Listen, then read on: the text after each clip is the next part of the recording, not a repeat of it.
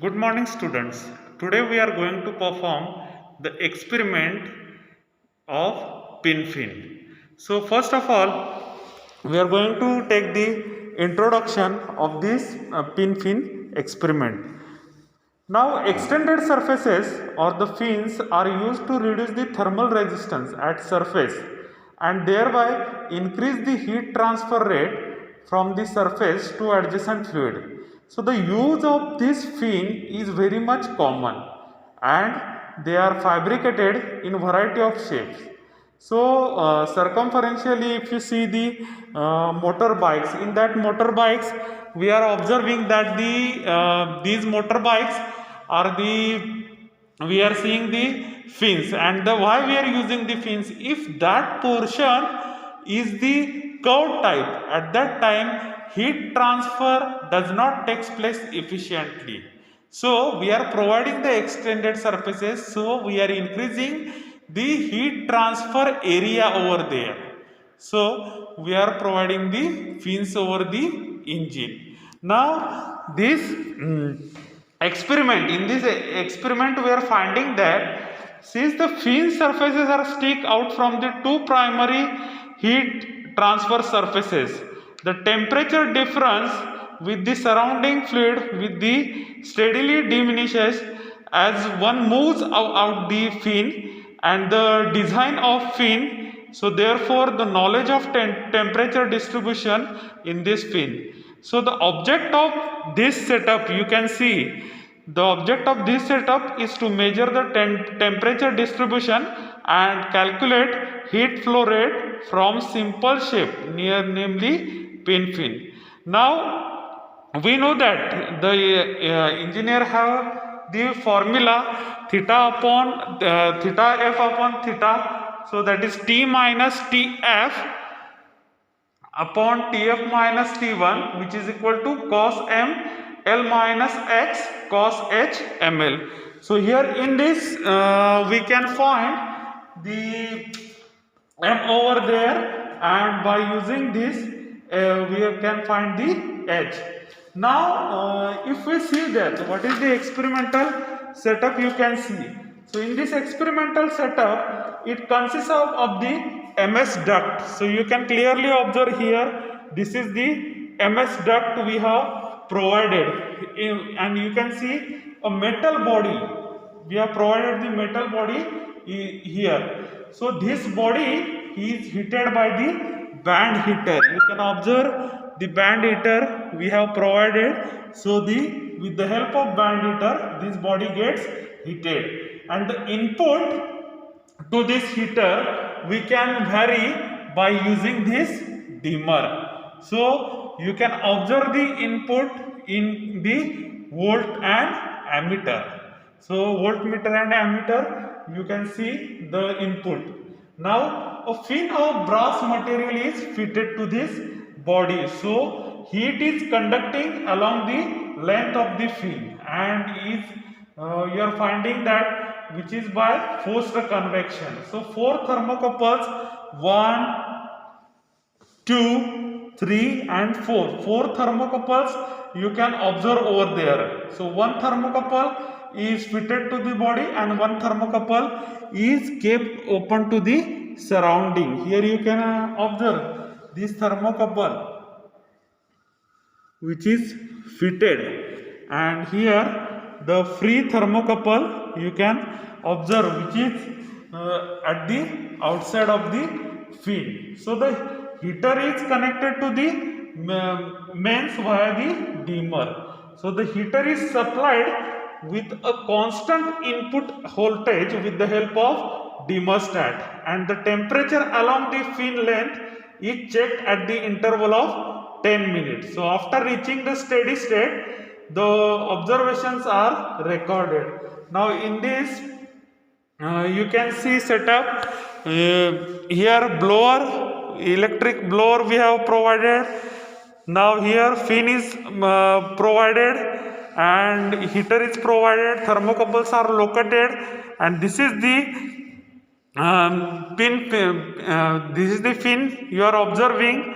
Now here voltmeter, ammeter, mains you can observe, Then after that, temperature indicator you are observing, thermostat you are observing, and the manometer for measuring the pressure difference along the orifice side. So this is the complete experimental setup. Now the specification of the heater. If you see, this heater is of 300 watt and the thermostat is, you are observing, 1 to 270 volt. So the diameter of the fin is the 12 mm, length of the fin is 150 mm, and distance of 1, 2, 3, 4 thermocouples are located 30 mm, 60 mm, 90 mm and 120 mm. So fin material is the, you are observing here, brass, and we have provided the blower, thermocouples of the brass, and orifice diameter. This orifice diameter you are observing is the 17 mm, and the size of the duct 100 by 170 mm by 600 mm, and the conductivity of the brass is 110 watt per meter Kelvin. Now we are going to see the recording of the observation table. If you see voltage and the current, so we are taking the voltage from this meter, current from this ammeter. So from voltmeter and ammeter we are recording the voltage and the current. After that, HW term is present. So this HW terms we are going to take from this manometer tube. So here you can see the right limb and left limb, and in this limb the difference between the height of the water HW we are going to note down.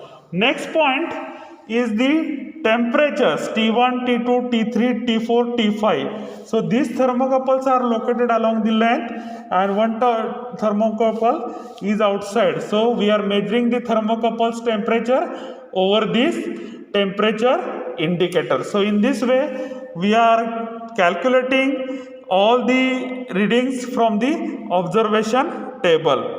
Now for calculation point of view, for the forced convection, you are observing that the diameter of fin 12 mm, orifice diameter they have given 20 mm, CD is 0.62, area is also mentioned, perimeter is also given, and the length of the fin is mentioned. So first of all, this height, you have measured this height in terms of water, so you have to convert this height in terms of the air. So for that conversion, you know that HA rho A is equal to HW rho W. So you are modifying this equation.